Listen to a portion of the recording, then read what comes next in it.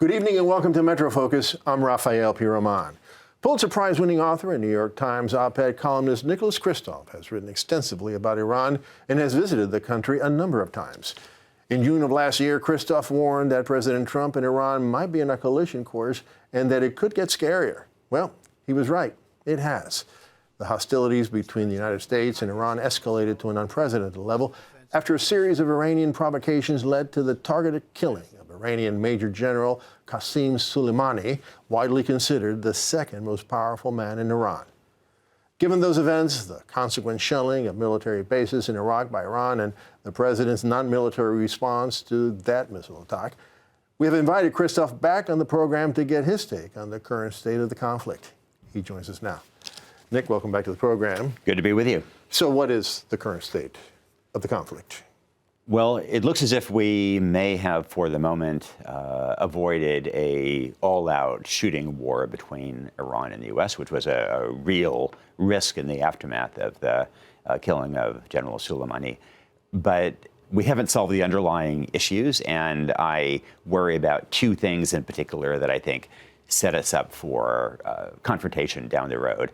One is that I think it's quite likely that Iran will retaliate in other ways against the United States in the coming months. Despite the fact that they said this was our response. That's right. So I think this was the official, formal response that has their name attached to it. And I think that there will be other responses that will have a certain amount of plausible deniability, which is what Iran has tended to do in the past. So this may mean blowing up oil tankers in the Strait of Hormuz. It may be more cyber attacks. It may be a truck explosion at a U.S. facility claimed by some group that nobody has heard of. But things that people will suspect that Iran was probably responsible, but won't be entirely sure. And that there will be then pressure on the U.S. to respond. And the other is the Iranian nuclear production. And in a sense, that is the underlying crisis. That is the driver of these issues here. President Trump withdrew from the nuclear deal, imposed more sanctions with the idea that maximum pressure would bring Iran back to the table. Instead, it has led Iran to engage in a series of provocations, and the U.S. initially perhaps under-responded to them. I believe it has lately been over-responding in ways that are not going to lead Iran to return to the negotiating table, but may well lead it to strike out, and certainly are leading it back toward a nuclear weapon. Let's talk about that in a moment. But, some conservative pundits and conservative politicians who support the killing of General Soleimani would say that if, in fact, the Iranians do these events, so these acts, as you suggest, through proxies mostly, then what's new with that? That's par for the course. So therefore, what just happened was a big win for President Trump and for the United States, because they killed the second most powerful man in Iran, who General Petraeus said was much more a significant event than having killed Baghdadi. And in return, we got those missiles where nobody was killed. Yeah. Good trade-off. So let me push back at that.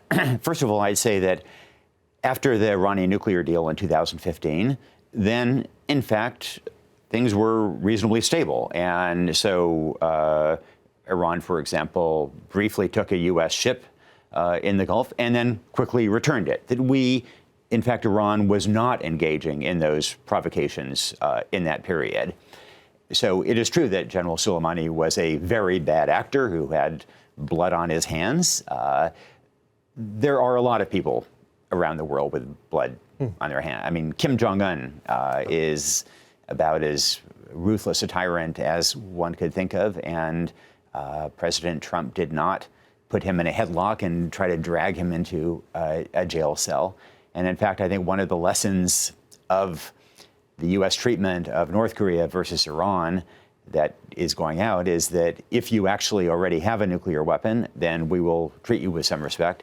If you don't, then you're vulnerable. Well, maybe the other lesson is let's not have two states that have nuclear power that they shouldn't. No, I think that is absolutely right. And I think that Iran is reckless without nuclear weapons. I would not want it to get them. That's why the nuclear deal in 2015 was so important, that it actually kept Iran about 15 years from actually getting a nuclear weapon, and verifiably they had inspectors in place. Nobody was accusing it of cheating in a significant way. And President Trump had a legitimate concern with that 15 years may not be enough, and what happens after 15 years. And those are very valid concerns. But the solution, I think, was not to abrogate the deal. And so, now we're a few months from the part of that deal was giving Iran $150 billion. It was their money, but they didn't have it. We had it, plus $1.8 billion in cash, which the president, in a speech after the missile attack, said it was that money that bought those missiles.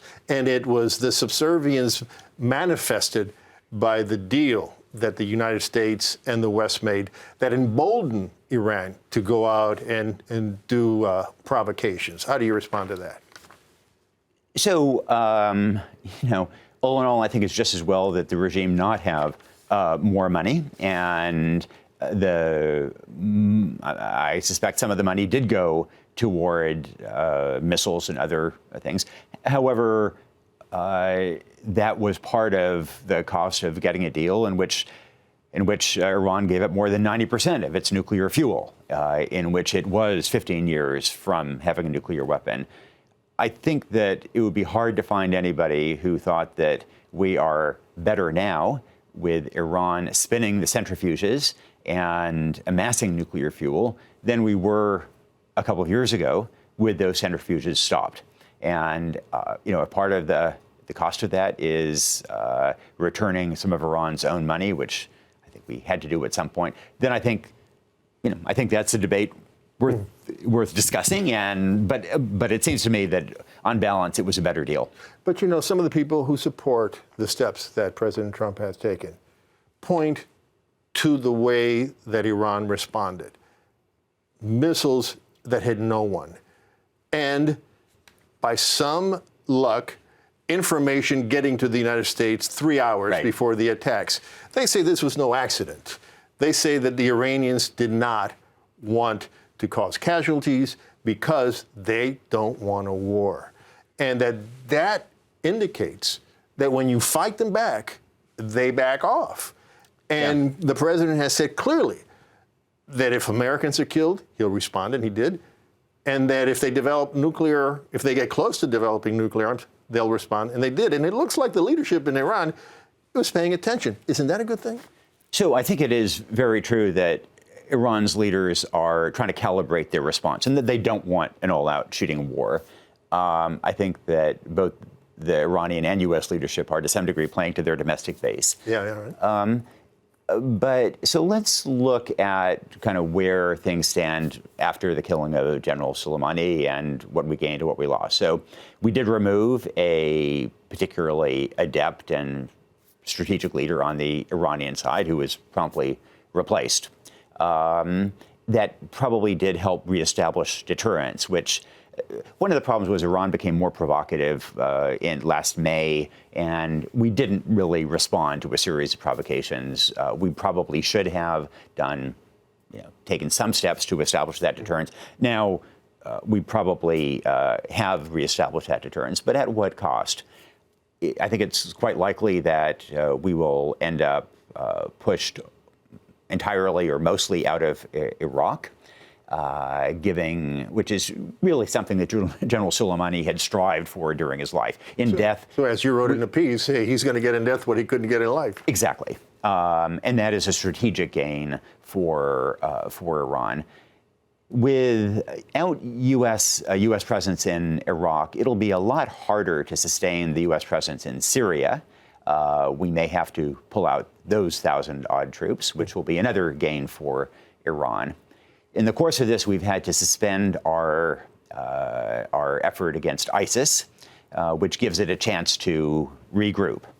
Because as most people perhaps don't know, this was a war where the United States and Iran were unfriendly allies, but we're allies against ISIS. That's right. And I mean, there are trade-offs, and I do think there is something to be said for taking out a bad guy with blood on his hands, where where it can be done. I think it's something to be said for establishing deterrence. In this case, I look at the trade-offs, and I don't think that it was worth it. I think the costs are much greater than the gains. And I'd also say that we haven't experienced the costs yet. I think that there will be more things blown up. So close to that, we have about 15 seconds, 20 seconds left.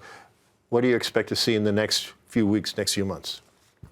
I don't know if it'll be in the next few weeks. I think in the next few months, we're going to have a series of escalating threats and crises over the Iranian nuclear program. And I think that we will have some mysterious explosions or incidents that are generally attributed to Iran, but without quite certainty. Okay. Well, we'll see. I wish I had better, more optimistic predictions. We'll see if that happens. We'll bring you back, hopefully, when something like that doesn't happen. I hope so. Okay, Nick, thank you so much. Good to be with you.